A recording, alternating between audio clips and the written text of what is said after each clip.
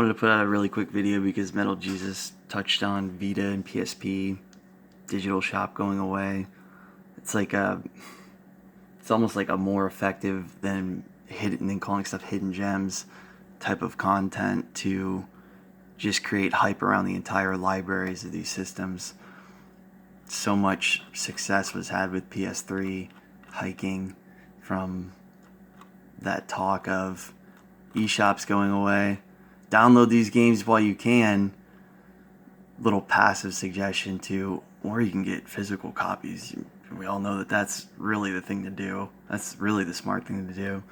But, it's like a disguised, he's super self-aware about his effect on the market. And in general, it has a negative effect on his YouTube presence.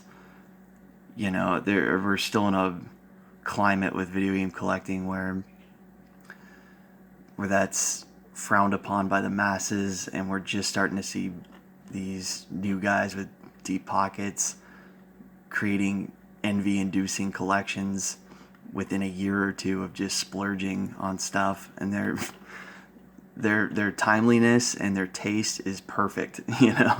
Like, these guys are killing it, and they're just chasing heavies. They're going in blind, and they just want what's already established as the stuff to go for. Atlas PS2s, eat them up, and it just drives the tip of the spear of each library even higher, even deeper, even pricier.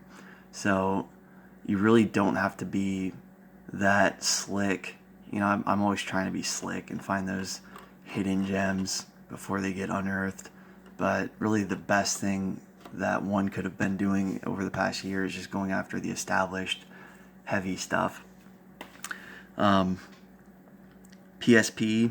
I actually got a message from Chris of Trading Games today. He was giving me the heads up on Metal Jesus putting out a video on Vita and PSP, and I'll rehash what I said back to him, and that's that, like, Vita stuff, man, I feel very PS4 about it.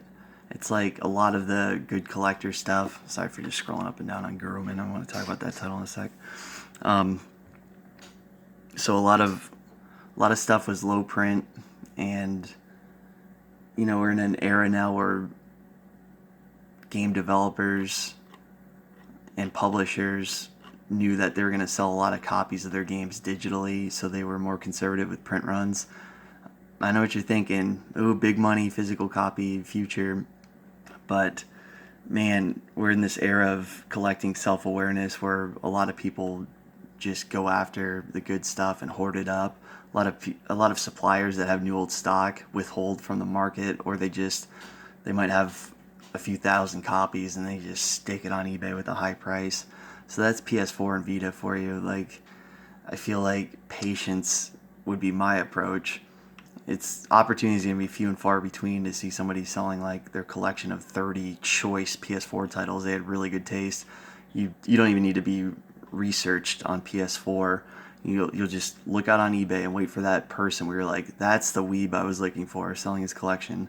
I'm going to win this auction, or this buy it now seems friendly, I'm going to hit it. That's how I'd approach Vita and PS4. I'm sure, be curious what you guys think, if there's certain Vita titles or PS4 titles that you feel are for sure gonna be on the rise, that are under talked about. Don't tell me Godzilla, but there's some great RPGs that you've been looking out for. It doesn't get listed very often. Noticing the price seems to be creeping up. I'm curious to know which Vita and PS4 titles you're thinking about. But I haven't even thought about it, so I'm not going to give my advice on that. My analogy I made to Chris, though, was that PS Vita is like PS4, in that once it's at its rock bottom, it's not going to stay there for very long until it just teleports to what will be probably a multi-year plateau. And I'm guessing a lot of PS4 and Vita games are already kind of at their plateau point. So again, that's where patience pays off. If this is what speculation is all about, but if your gut feeling is that prices now are going to be the same as prices in 5-6 years from now, then no rush, right? PSP, on the other hand, I feel a very good analogy to make would be, a very good comparison, I should say, is Sega Saturn. It's what kind of hurts it is hardware availability. It's not like everybody's finding a Saturn out garage sailing and now they want Saturn games where they at. Saturn stuff would be even more expensive if there was more hardware to go around.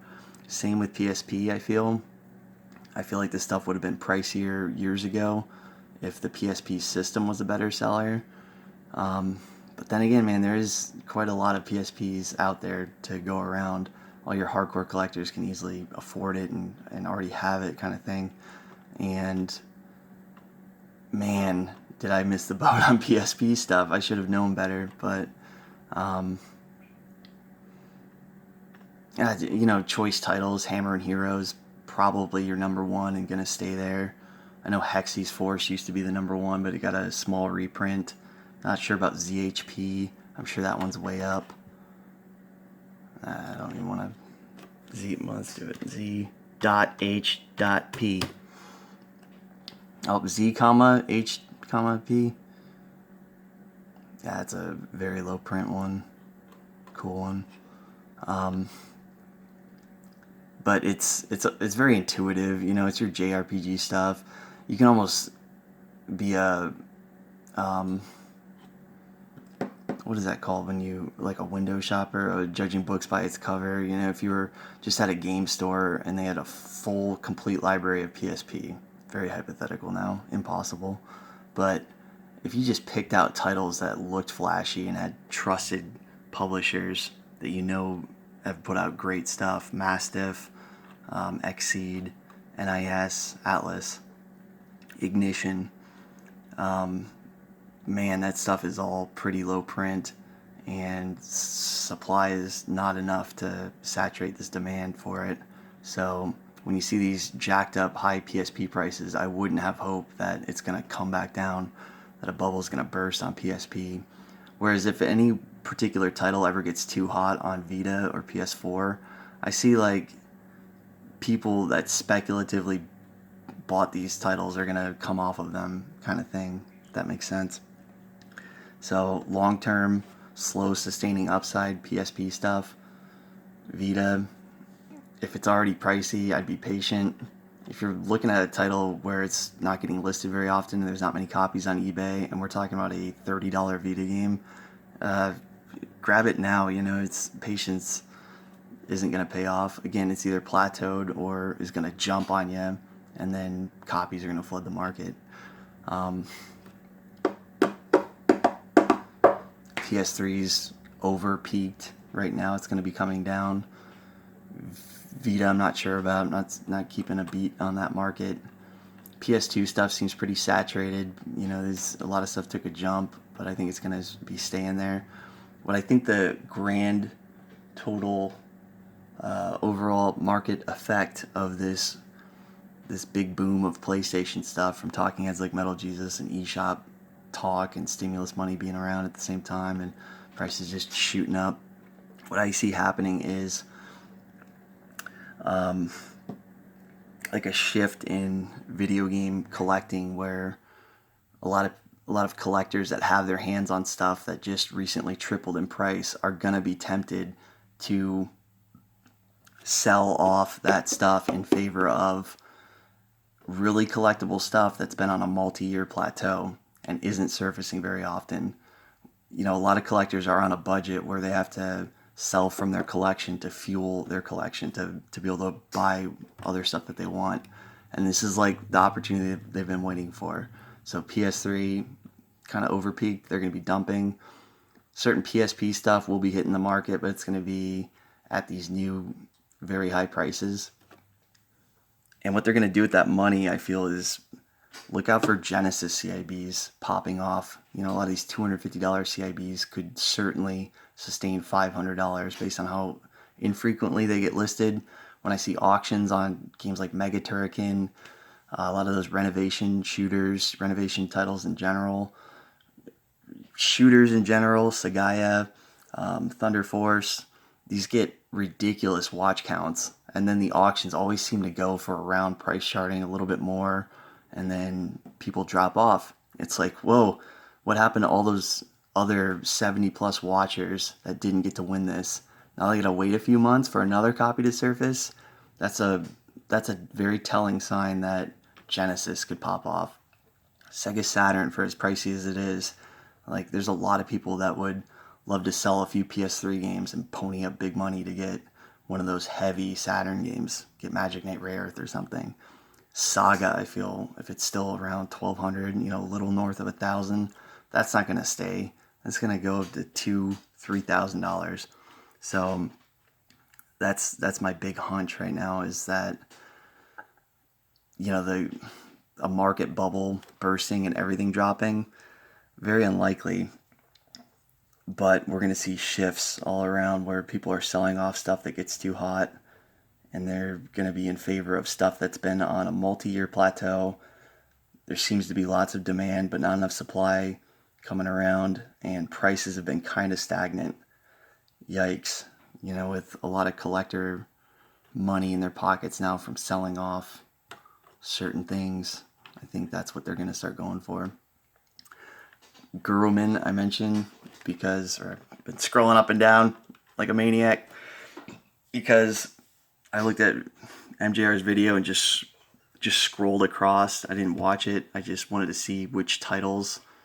I got the little preview as I'm scrolling on my phone, and which titles did he put a couple minutes into highlighting, and Guruman was one of them. And it's funny because as soon as I heard that he did a PSP video, first title I looked into was like, oh, let's check on Hammer and Hero. And then the next one was, I was like, I wonder where Guruman's at, because that was always one that I felt had amazing shelf appeal and gameplay allure, and it was one that was always held down because, oh, you can get the Vita version, just download it on the Vita, so it was that eShop presence that kind of held back PSP Guruman. But now that Metal Jesus has highlighted it, and now that it is going away from the eShop, what a great title on PSP. It's as rare as Hammer and Hero. It's definitely top tier rarity. Look at that. Just look at that game. So I'm seeing like a buy it now of $100 for a sealed copy. I advise somebody to go snag that. I know that seems like a lot, but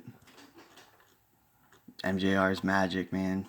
Watch Guruman CIB become 250, sealed 350. Might as well do what everyone does with MJR stuff and go snag those blessed titles. And Guruman is a cool one. I'll bet a lot of people that's into PSP, not that a lot of people watch my channel, but I'm sure many of you have never heard of that title. That was one that caught me by surprise at a convention like 3-4 years ago. Holy shit, never seen this game. Cool one. And random thing that's on my radar, that's been on my radar for a while. Gotta spit my Zen.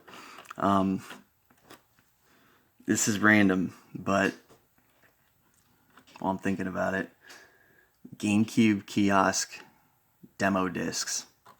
Look up GameCube interactive demo. Type in that in eBay. Let's do it really quick. One-handed GameCube interactive demo. These were their kiosk demos. Only GameStop and other retailers got them. That's just an empty case. That's version 35 sitting at $95.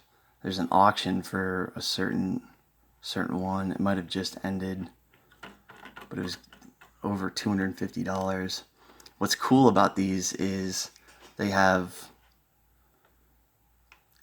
like beta build versions of GameCube games that are famous GameCube titles. Play Paper Mario in a way that nobody's ever seen it before. Levels that may have not made the final cut. All kinds of content. I was thinking about it like, man, these things are really, really rare. And in this world of YouTube content creators just wanting to touch new frontiers with video game content. I think of like Stop Skeletons from Fighting or Scott the Woz. Like, what kind of stuff would they love to broadcast on their channel? And imagine the combination of like an action replay or a Game Shark meets one of these discs where they're cracking into out of bounds areas and weird Easter egg stuff that may be in this content here. Something to just look into. I'm sure there's a master list on Google somewhere where you can see what each version, there's tons of these and they're all super rare, and each one is going to have different demos, different trailers that probably aren't on YouTube. They're going to have gameplay where you can play portions of levels that may have, again, altered in their final release. So just that stuff that like people go nuts for, and a lot of people aren't aware that this stuff exists. It's already starting to pop off. Man, I should have been putting out this advice a couple of years ago. I have a few of them, and I'm tempted to start selling now. But look for that to eventually come out. Look at that, $355 for version 16. That was one that I was watching. Just ended today. $355. I think version 16 in particular had like Paper Mario on it or something like that. You know, so a lot of it comes down to like what's the exclusive content on these discs. They vary a lot in demand. They're all equal supply. They're all super rare.